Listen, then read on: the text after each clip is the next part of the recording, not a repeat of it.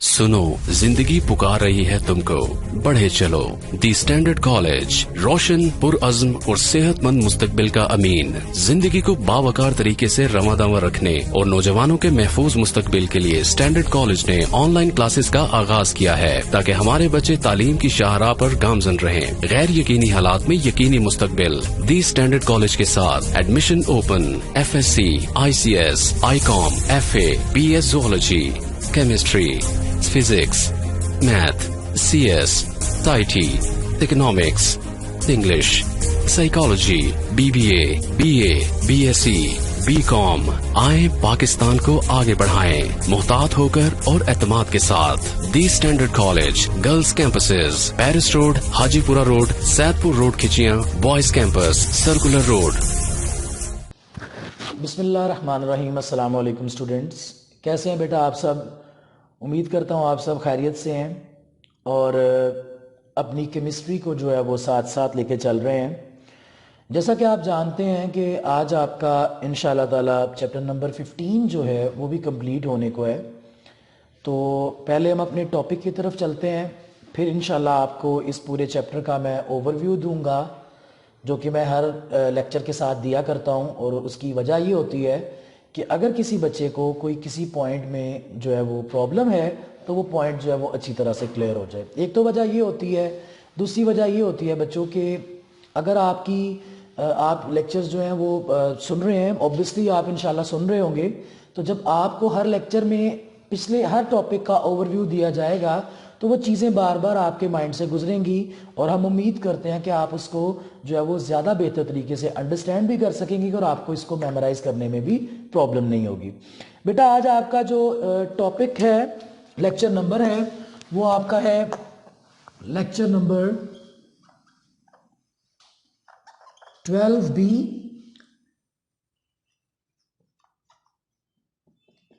और बेटा आज हमने जो टॉपिक पढ़ना है अपना, बड़ा इंपॉर्टेंट टॉपिक, ये ऐसा टॉपिक है कि जिसको आप अपनी डेली लाइफ में बड़ी अच्छी तरह से अंडरस्टैंड कर सकते हैं और इवन अंडरस्टैंड नहीं, आप इसके बारे में किसी को बता भी सकते हैं और समझा भी सकते हैं। ठीक है, तो टॉपिक है हमारा सेटिंग ऑफ सीमेंट।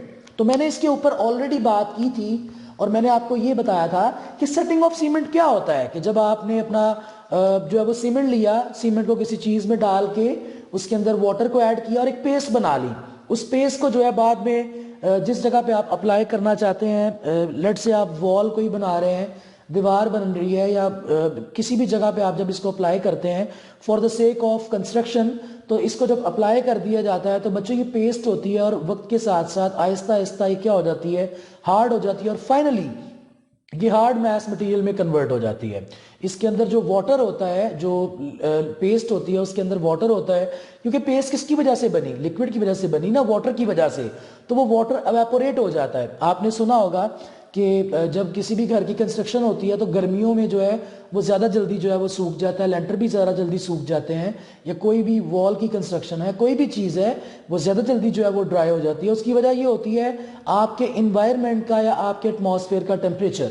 जब वो टेम्परेचर बच्चों ज़्यादा होता है, सच आप जानते हैं कि गर्मियों में हमारा जो आम टेम्परेचर है वो 40 के राउंड अबाउट रहता है और 45 तक भी जो है वो प्रोसीड करता है, तो वो टेम्परेचर ज़्यादा होने की वजह से एवेपोरेशन रेट फास्ट हो जाता है। जैसा कि आपने पढ़ा था अपनी बुक 1 के अंदर भी, एवेपोरेशन कॉन्टिन्यूस या एवेपोरेशन प्रोसेस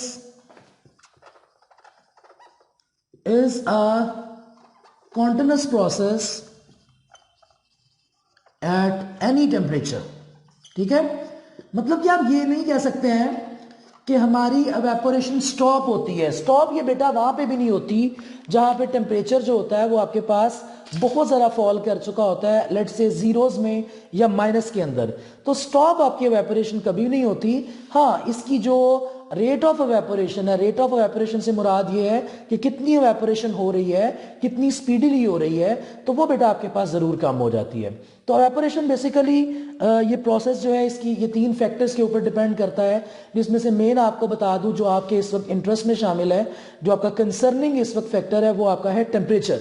तो जब गर्मियों में बहुत ज़्यादा टेम्परेचर होता है काफ़ी ज़्यादा हीट होती है, सन भी जो है वो पूरी तरह से लाइट प्रोवाइड कर रहा होता है, तपिश भी होती है, तो आपकी कोई भी कंस्ट्रक्टेड शुदा चीज़, कोई भी बिल्डिंग, कोई भी छत, कोई भी वॉल, वो बड़ी जल्दी से और आसानी से जो है वो क्या हो जाती है, ड्राई हो जाती है, क्योंकि हाई टेम्परेचर की वजह से उसमें से वाटर की रिमूवल आसानी से हो जाती है। इसी प्रोसेस को अगर आप जो है वो सर्दियों में देखें तो विंटर में ये होता है कि आपकी वॉल या कोई भी कंस्ट्रक्टेड चीज़ जो है, जो कि आपने कंस्ट्रक्ट करवाई है, वो इतनी जल्दी ड्राई नहीं होती। उसकी वजह यही होती है कि उसके अंदर बेटा रेट ऑफ इवेपोरेशन स्लो हो जाता है। किसकी वजह से? Due to the fall of temperature. तो ये बात थी, तो मैंने बताया कि वो सूख जाती है और वो हार्ड लाइक मैस के अंदर कन्वर्ट हो जाती है। तो इसके अंदर हमने आज देखना है कि सेटिंग ऑफ सीमेंट जो है वह chemistry with respect to chemistry subject, ये इंडस्ट्रियल केमिस्ट्री के लिहाज से ये किस तरह से काम करती है और इसके अंदर कौन से दो मेन प्रोसीजर्स या आप ये कह लें टाइम ड्यूरेशन शामिल होते हैं।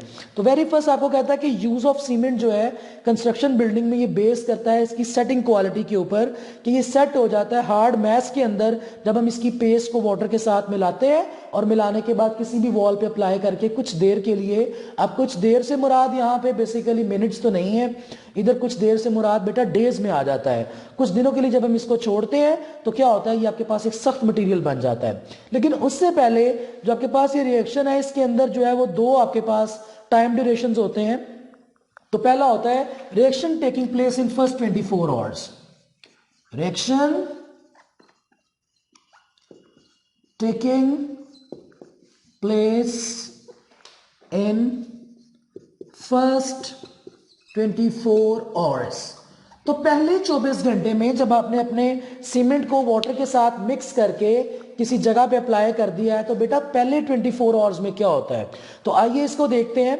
तो कहता है कि जब भी हम सीमेंट को मिक्स करके वाटर के साथ जो है वो किसी चीज के ऊपर अप्लाई करते हैं, तो ट्राई कैल्शियम एल्यूमिनेट जिसका फॉर्मूला होता है, ये फॉर्मूलाज आपने जरूर याद रखने हैं। ट्राई कैल्शियम एल्यूमिनेट, ये याद इसलिए रखने हैं ताकि आपको जो है वो इसको जो जब आप इसकी इक्वेशंस लिखें तो आपको प्रॉब्लम ना हो। ये बेटा कैल्शियम और आपके पास ये क्या आ गया, Al2O3।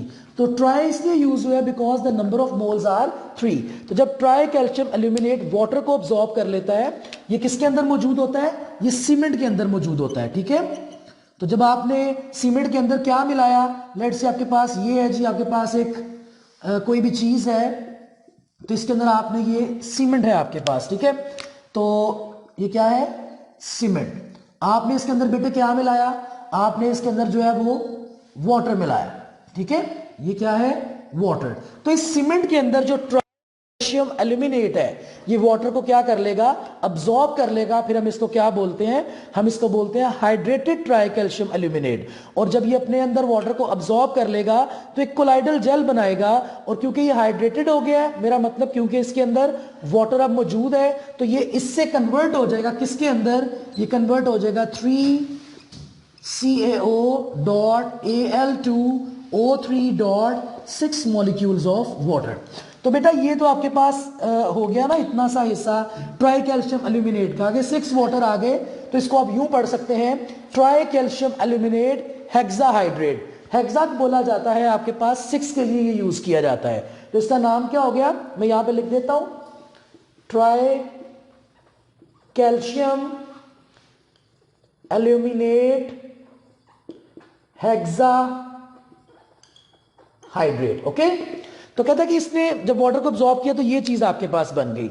अब ये जो जेल है जो आपने किसी वॉल के ऊपर, मान लें आपने यहीं पे इसको अप्लाई कर दिया है, तो ये आहिस्ता आहिस्ता से क्रिस्टलाइज आउट होना शुरू हो जाएगी, जिसका मतलब बेटा आपके पास ये होता है कि ये अब सूख रही है। तो फिर हम इसमें क्या ऐड कर देते हैं, जिप्सम ऐड कर देते हैं। तो जिप्सम का आपने फॉर्मूला याद रखना है। जिप्सम का फॉर्मूला बच्चों होता है आपके पास calcium sulphate CaSO4 dot dihydrate. ठीक है, ये आपके पास किसका फॉर्मूला है, ये आपके पास जिप्सम का फॉर्मूला है। फिर हम इसको जो है वो जिप्सम इसके अंदर ऐड कर देते हैं, और जब हम जिप्सम को ऐड कर देते हैं तो बेटा आपके पास फिर ये क्या बन जाते हैं, ये क्रिस्टल्स बना देते हैं किसके, कैल्शियम सल्फो एल्यूमिनेट के। तो इसका फॉर्मूला आपके पास क्या हो जाएगा, 3CaOAl2O3 और साथ क्या आ जाएगा 3 कैल्शियम सल्फेट और डाइहाइड्रेट। मतलब कि इस फॉर्मूले को और इस फॉर्मूले को आप कंडेंस करके मिला के लिख देंगे। आए मैं लिख के दिखा देता हूं आपको 3CaO dot Al2O3 dot 3 calcium sulphate dot 2 molecules of water. तो इसको आप बच्चों क्या बोलते हैं, इसको आप बोलते हैं कैल्शियम सल्फो एल्यूमिनेट, क्योंकि इसके अंदर बेटा आपके पास कैल्शियम भी मौजूद है और इसके अंदर आपके पास सल्फर भी मौजूद है, जैसा कि आपने इधर देख सकते हैं कैल्शियम सल्फेट में, और इसके अंदर आपके पास एल्यूमिनियम भी मौजूद है जो कि Al2O3 की फॉर्म के अंदर आप इसको देख सकते हैं। तो हमने reaction taking place in first 7 minutes हमने क्या देखा, हमने सिर्फ और सिर्फ ये देखा कि उसने बताया कि आप जब सीमेंट के अंदर वाटर को ऐड करते हैं तो इसके अंदर मौजूद ट्राई कैल्शियम एल्यूमिनेट वाटर के साथ रिएक्ट करता है और खुद को कन्वर्ट कर लेता है किसके अंदर, ट्राई कैल्शियम एल्यूमिनेट हेक्साहाइड्रेट में। उसके बाद हम क्या करते हैं, हम देखते हैं कि इसकी एक जेल बनने लग गई है जो कि क्रिस्टलाइज आउट हो रही है, ये वाटर ने बेटा वेपोरेट हो जाना है, फिर इसने हार्ड मैस मटेरियल बनना है।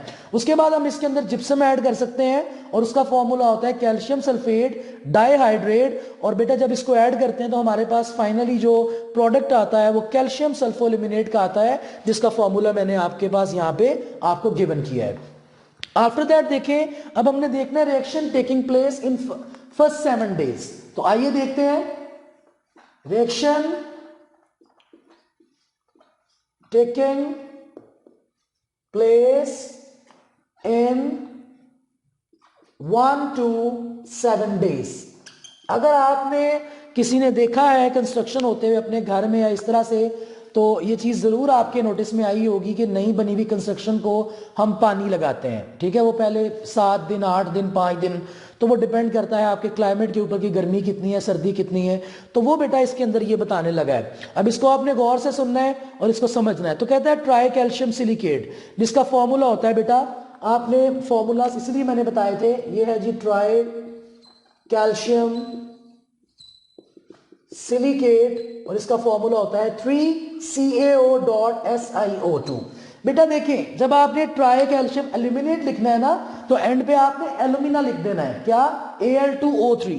ट्राई का मतलब 3, कैल्शियम का मतलब ये लाइम है CaO और एल्यूमिनेट है तो Al2O3। इसी तरह से अगर आपने लिखना है ट्राई कैल्शियम सिलिकेट तो 3CaO वैसे ही आ गया इसके लिए, और सिलिकेट के लिए सिलिका लिख देना है जो कि क्या है SiO2। तो कहता है ट्राई कैल्शियम सिलिकेट और ट्राई कैल्शियम एल्यूमिनेट जो कि यहाँ पे आपके पास गिवन है, ये हाइड्रोलाइज हो जाते हैं। हाइड्रोलाइज का क्या मतलब होता है, break down by chemical reaction with water, the breakdown of breakdown of water या with water by chemical reaction, breakdown होती है इसके अंदर। तो आपके पास क्या बनते हैं, कैल्शियम हाइड्रोक्साइड बनते हैं और क्या बनते हैं, एल्यूमिनियम हाइड्रोक्साइड। कि जब आप इन दोनों को देखते हैं, इनकी हाइड्रोलाइजन को करवाते हैं तो कैल्शियम हाइड्रोक्साइड और एल्यूमिनियम हाइड्रोक्साइड बनते हैं। चलिए मैं इकट्ठा बताता हूं आपको। तो कहता है कैल्शियम हाइड्रोक्साइड क्या हो जाता है, ये अपने आप को कन्वर्ट करना शुरू हो जाता है into needle like shape crystals. जिस तरह से आप देखें ना, तो ये वॉल है, अगर मैं आपको कैमरा में वॉल शो नहीं कर सकता, आपके घर में दीवारें हैं जिसके अंदर जो है वो आप उसके ऊपर हाथ फेरें तो आपको वो बहुत ज़्यादा खुरदरी या बहुत ज़्यादा जो है वो इची नहीं लगती है, कि आपको लगता है कि अगर आप गुजरते हुए इसके साथ टच भी कर जाए तो आपको डैमेज नहीं करेगी। लेकिन यही टच उस तरह की वॉल के साथ जो कि अभी सीमेंट स्टडेड है, आप उसका टेक्सचर देखें तो वो बहुत चुभने वाला होता है, और गुजरते हुए अगर आप उसके साथ जो है वो लग के गुजरें तो आपको वो जख्म भी दे सकता है। तो होता ये है, वो जख्म क्यों होता है कि अगर आप उसको माइक्रोस्कोपिकली देखें तो बेटा उसके अंदर नीडल लाइक शेप्स होती हैं, मतलब कि वो जो है वो बारीक बारीक जो उसके अंदर दाने बन गए होते हैं, और वो नीडल किसकी बनी होती हैं, ये जो इसमें से बनता है कैल्शियम हाइड्रोक्साइड। तो कहता है which get studded in the colloidal gel and impart strength to it, और ये जड़ा हुआ होता है, स्टडेड होता है किसके अंदर, आपकी वॉल के जो बेसिक पीछे पैटर्न होता है उसके अंदर, और उसको स्ट्रेंथ देता है। अब दूसरी जो चीज बनी वो क्या थी, एल्यूमिनियम हाइड्रोक्साइड। तो ये बेटा क्या करता है, फिल करता है इंटरस्टिसेस को। इंटरस्टिसेस कहते हैं खाली जगह को। अगर आप सीमेंट अपनी वॉल को सीमेंट कर रहे हैं और अगर छोटे छोटे पोर्स कोई बाकी रह गए हैं, छोटे छोटे सुराख कोई बाकी रह गए हैं, तो उसको बेटा कौन फिल करेगा, एल्यूमिनियम हाइड्रोक्साइड फिल करेगा, जो कि क्या करेगा, आपकी वॉल को हार्डनिंग देगा, स्ट्रेंथ देगा, जो कि इतनी आसानी से जो है वो, मतलब कि अगर उसके अंदर फ्री स्पेसेस रह जाएंगी ना तो उसको तोड़ना या उसका गिरना जो है वो मुमकिन है, उसकी स्ट्रेंथ उस तरह से बहाल नहीं होगी। तो कहता है ये जो जेल है ये फिर आहिस्ता आहिस्ता वाटर को लूज करती है एवेपोरेशन प्रोसेस के जरिए और किस में कन्वर्ट हो जाती है, हार्ड मैस में। तो बेटा दूसरे वाले में जो जिसमें आपने पढ़ा reaction taking place in first 7 days, इसमें क्या पढ़ा, इसका कंक्लूजन सुन लीजिएगा, ट्राई कैल्शियम सिलिकेट और ट्राई कैल्शियम एल्यूमिनेट, ठीक है, इनकी जब हम हाइड्रोलाइज इनको करवाते हैं तो किसमें कन्वर्ट हो जाते हैं, कैल्शियम हाइड्रोक्साइड में बेटा ये कन्वर्ट हो जाता है, और जो आपके पास दूसरा है एल्यूमिनियम हाइड्रोक्साइड में एक कन्वर्ट हो जाता है। तो ये दोनों का फंक्शन क्या होता है कि calcium hydroxide needle like structure बना लेता है जो कि स्टडीड होता है किसके अंदर, सीमेंट वॉल के अंदर, उसी की वजह से उसका टेक्सचर जो है वो बहुत ज्यादा रफ भी होता है। और दूसरा जो एल्यूमिनियम हाइड्रोक्साइड है, अगर आपकी वॉल के अंदर कोई फ्री स्पेसेस या एम्प्टी स्पेसेस या खाली जगह बीच में रह जाए तो एल्यूमिनियम हाइड्रोक्साइड उसको फिल कर देता है ताकि दीवार की जो मजबूती है वो बनी रहे। उसके बाद देखते हैं सीमेंट इंडस्ट्री इन पाकिस्तान। हमने अभी तक फर्टिलाइजर्स को स्टडी किया, हमने अभी तक जितने भी टॉपिक स्टडी किए इस चैप्टर के, उसके अंदर उसने इंडस्ट्री इन पाकिस्तान की बात जरूर की, because we are studying the industrial chemistry with respect to the industries in the Pakistan. तो इसमें कहता है कि 1947 में जब सेपरेशन हुई तो सिर्फ 4 सीमेंट प्लांट्स थे, वो भी किसके अंदर, वेस्ट पाकिस्तान के अंदर। और बेटा उनकी जो प्रोडक्शन रेट था 1947 में, ठीक है, 1947 के अंदर 4 सीमेंट प्लांट्स थे, उनका प्रोडक्शन रेट था 330,000 tons per annum, okay, 330,000 tons per annum. लेकिन बेटा क्या मसला था कि इतना सीमेंट जो था वो हमारे लिए काफी नहीं था। तो 1954 में ऑलमोस्ट 7-8 साल के बाद प्रोडक्शन जो है सीमेंट की वो डबल हो गई, और 1954 में ये प्रोडक्शन बढ़ के कितनी हो गई, डबल हो गई, 660, ठीक है, 660,000 मीट्रिक टन पर एनम। उसके बाद बेटा 1956 में, अब ये भी हमारे लिए जो मिकदार थी या जो क्वांटिटी थी वो काफी नहीं थी, तो 1956 के अंदर नए जो है वो सीमेंट प्लांट्स लगाए गए जो कि दाऊद खेल में और हैदराबाद की साइड पे थे। लेकिन इनकी प्रोडक्शन भी जब हुई तो ये 660,000 से भी क्रॉस कर गया, लेकिन इतनी प्रोडक्शन भी सीमेंट की काफ़ी नहीं थी, क्योंकि कंस्ट्रक्शंस के लिए मैंने पहले भी जिक्र किया, ब्रिजेस के लिए, डैम्स के लिए, construction of houses, construction of offices, even construction of colleges, any type of construction, जो सबसे मेन चीज़ है बेटा वो आपके पास क्या होता है, वो सीमेंट ही होता है। तो ये कंस्ट्रक्शन जो है वो मीट नहीं कर सकी हमारी इंक्रीज डिमांड ऑफ रिक्वायरमेंट को। तो फिर एक डेवलपिंग कंट्री जो कि पाकिस्तान था, इधर जो है वो मजीद दिन ब दिन जो है वो सीमेंट की जो डिमांड थी वो बढ़ती जा रही थी। तो एफर्ट्स की गई, फैक्ट्रीज बनाई गई, यूनिट्स लगाए गए, और उन यूनिट से जो है वो ज़्यादा मिकदार में, ज़्यादा क्वांटिटी में सीमेंट हासिल करने की कोशिश की गई। और अभी इस वक्त जो है वो आपके पास बेटा 22 सीमेंट फैक्ट्रीज जो है वो काम कर रही हैं, एज वेल एज पब्लिक और प्राइवेट सेक्टर के अंदर। और ये 22 जो इंडस्ट्रीज हैं, ये ड्राई और वेट प्रोसेस, जैसा कि हमने ऊपर पढ़ा, मेरा मतलब लास्ट लेक्चर में पढ़ा, ड्राई प्रोसेस से भी सीमेंट बनाया जा सकता है और वेट प्रोसेस से भी। तो इन दोनों प्रोसेसेस को फॉलो करते हुए हमें सीमेंट की production as much as possible जो है वो प्रोवाइड कर रही हैं। और अभी तक जो हमारे पास प्रोडक्शन हमें मिल रही है हालिया दौर में, वो हमारे पास है,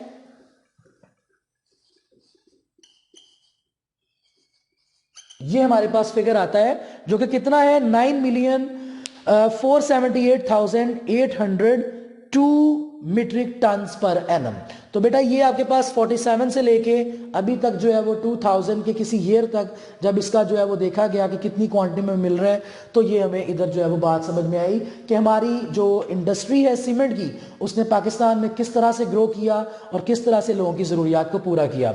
तो इसका मैं ओवरव्यू दूंगा। इसने छोटी सी बात की है, बड़ी आसान सी बात, और उसमें उसने ये बोला है कि भाईजान 1947 के अंदर on the time of separation just 4 आपके पास जो है वो सीमेंट फैक्ट्रीज थी वेस्ट पाकिस्तान में, और उनकी प्रोडक्शन जो कैपेबिलिटी थी या कैपेसिटी थी वो सिर्फ ये थी 330,000 मीट्रिक टन पर एनम। फिर जो है 1954 में डिमांड के ऊपर, on the basis of demand, high demand of the cement, ये हो गई 660,000 मीट्रिक टन पर एनम।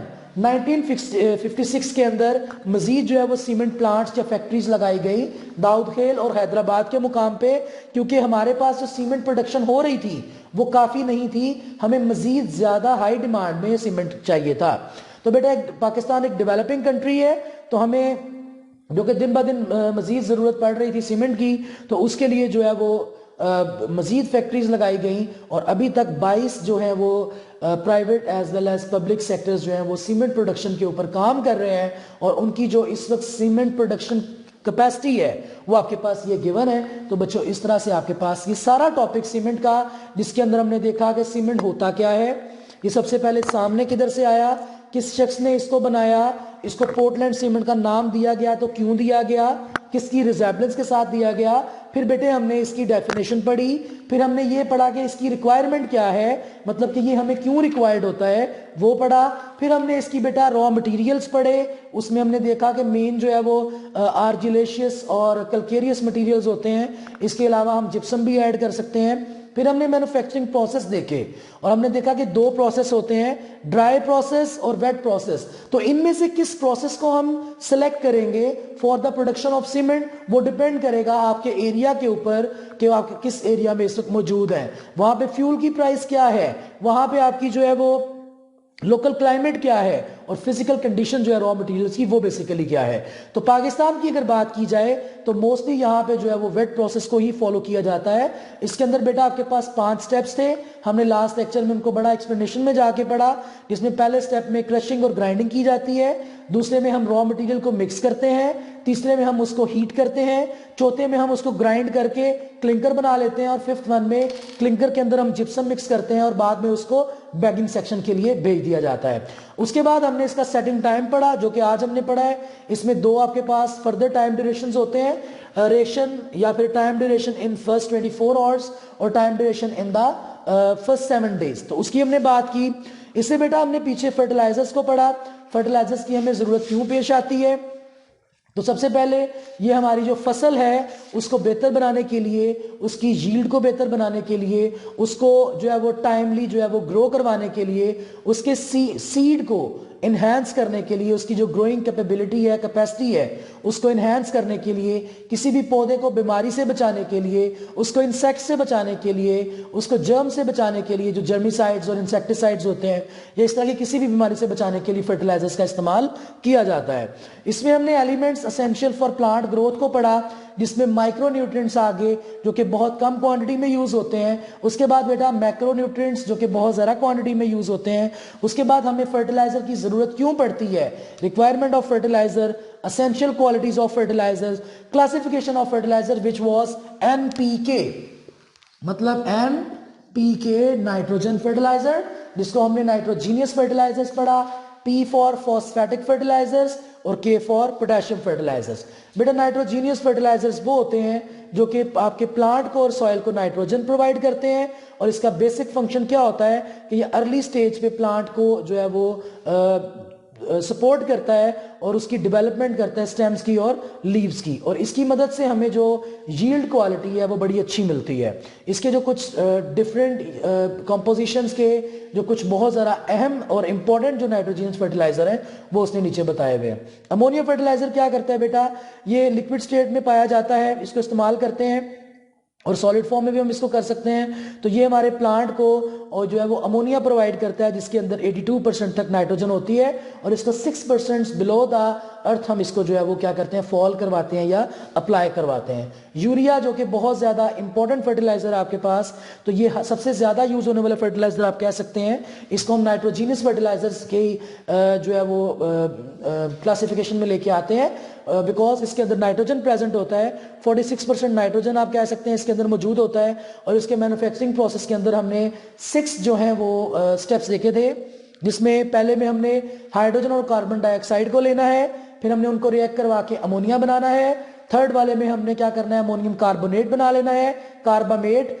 और फोर्थ वाले में हमने क्या करना है, यूरिया को प्रिपेयर कर लेना है, फिफ्थ वाले में हमने कंसंट्रेशन ऑफ यूरिया सिलेक्ट करनी है, और सेवन वाले में हमने प्रिल्स बना लेने हैं और उन प्रिलिंग्स को फिर हम जो है वो उसी तरह भी यूज कर सकते हैं या उनको हम पीस के भी जो है वो इस्तेमाल कर सकते हैं। उसके बाद आ जाती है आपके पास बेटा जो नेक्स्ट टॉपिक है वो है आपके पास फॉस्फेटिक फर्टिलाइजर। तो ये फर्टिलाइजर जो है वो फॉस्फोरस प्रोवाइड करते हैं प्लांट्स को और सॉइल को, और बेटा ये आपकी जो है वो स्टिमुलेट करते हैं अर्ली ग्रोथ को, और इसका बाद में भी फायदा ये है कि किसी भी प्लांट को जिसको हम ये प्रोवाइड कर रहे हैं फर्टिलाइजर उसको डिजीज से बचाता है।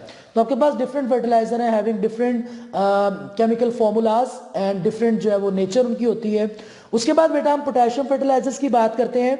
तो कहता है ये फर्टिलाइजर जो है वो पोटेशियम प्रोवाइड करते हैं प्लांट को और सॉइल को, और ये रेजिस्ट करते हैं, इनका भी काम वही होता है फॉस्फेटिक की तरह से। तो रेजिस्ट करते हैं किसको, डिजीज को, और फाइब्रस मटेरियल जो है, शुगर जो है, स्टार्च जो है, इसकी फॉर्मेशन में मदद देते हैं।